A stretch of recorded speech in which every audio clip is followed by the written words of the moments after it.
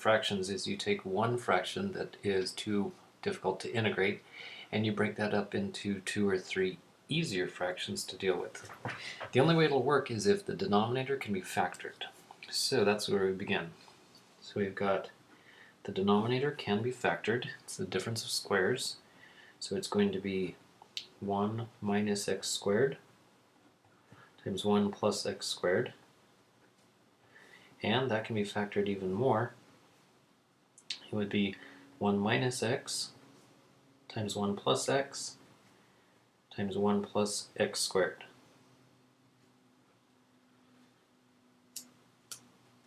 Then that means that this can be broken up into 3 fractions. So it would have 1 with the denominator 1 minus x, 1 with the denominator 1 plus x, and then 1 with the denominator 1 plus x squared. We're going to be using u substitution in the future when we get to this point. So to integrate this, we would let u equal to 1 minus x. The derivative of that is a number. And when you do the u substitution, that number is supposed to be showing up over here. So that means that this is going to be a number. We'll call it a. Likewise, this is the number b. If you're using u substitution over here, then u equals 1 plus x squared, du would be a 2x. So that means we have to have something with x in it, namely cx plus d. So if the degree is 2 down here, the degree should be 1 up there. Alright, now to clear out these fractions, multiply both sides by the least common denominator 1 minus x times 1 plus x times 1 plus x squared. Don't need to multiply this side by it as well. So I'm just going to write it up here at the top. 1 plus x times 1 minus x times 1 plus x squared on the right hand side. So on the left hand side, everything gets cancelled except for this 1. On the other side, the 1 minus x would get cancelled, but we would still have a times 1 plus x and 1 plus x squared. And then the b would have the 1 plus x cancelled, but it would still have 1 minus x and 1 plus x squared. And then for the cx plus d, 1 plus x squared will cancel, but we'll still have this, which I'll just go ahead and multiply that out. So it's going to be the cx plus d gets multiplied with 1 minus x squared. The next thing to do is pick some numbers for x. For example, for that x equal 1, this term will cancel and this term will cancel, and thus we can solve for a. So if you let x equal 1, we would have 1 equals a times, this would be a 2 and a 2, so that's 4. And the other terms get cancelled. So we've got the a, it is a 1/4. Now pick another number. For example, if we use a -1, then this term will cancel, and this term will cancel, and then we can solve for b. So let x equal a -1. So this one's cancelled, this one's cancelled. We would then have b times, if x is a -1, this becomes a +2 and a +2. So the b is also 1/4. Alright, now pick something else. Well, I suppose that an easy number would be if x equals 0.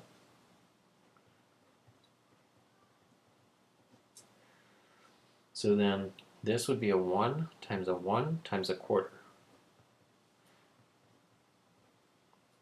This would be a 1 times a 1 times a quarter. This would be gone, and this would be just a 1. So we would have the d.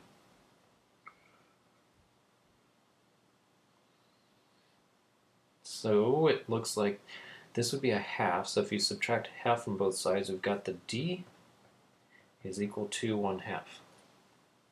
And now we need one other number so that we can find out what c is equal to. So let's just try x equals 2. So we'd have 1. So if x is a 2, we've got a 3. This would be a 4 plus 1 is 5. So we've got 3 times 5 times 1/4.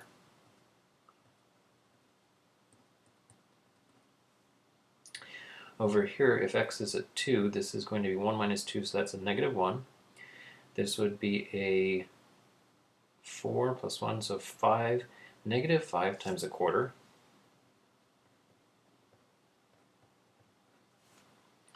And then plus, so c times 2 plus the d.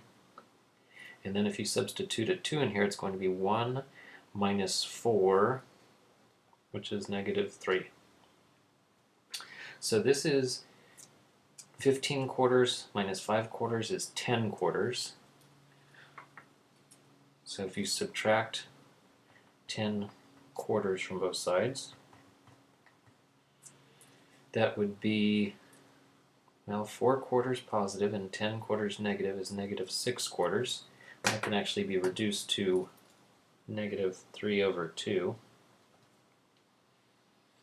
And then I would go ahead and multiply. No, we might as well just divide by -3. So we could divide both sides by -3, and that would leave a 1 in the numerator on the left-hand side. And then we would just have 2c plus a half. This is now equal to a positive half because we canceled the -3. And this is a half, so if you subtract, that would be 0. That means that c is equal to 0. Okay, so now we have all of the parts we need. Now we can go back to the integration. So this one right here is going to be broken into 3 smaller integrals using the appropriate a, b, c, and d. So the first one is 1/4 for the numerator, and I'm actually going to factor that quarter out.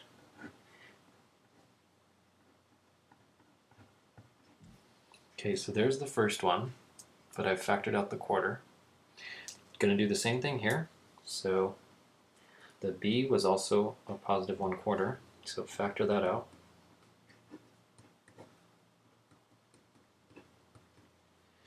And then the c is a 0, so that's gone. The d is a 1/2, so that can be factored out.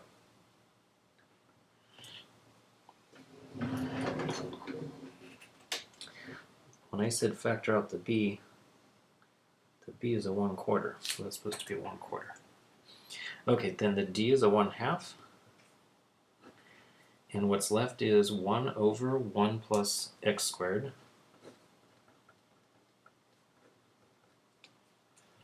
All right, and after all of that algebra, we're ready to do the calculus. So over here it's going to be 1/4. If you use u substitution, we would have negative du over u, or you can just look at that and say, oh, that's natural log of 1 minus x, but the derivative of the inside is a -1, so we need to divide by a -1. The next one would be 1/4, and then that's natural log of 1 plus x. And then for this last one, you should just recognize that that is tangent inverse of x. So the last one is 1/2 tangent inverse of x, and then don't forget the constant of integration at the end.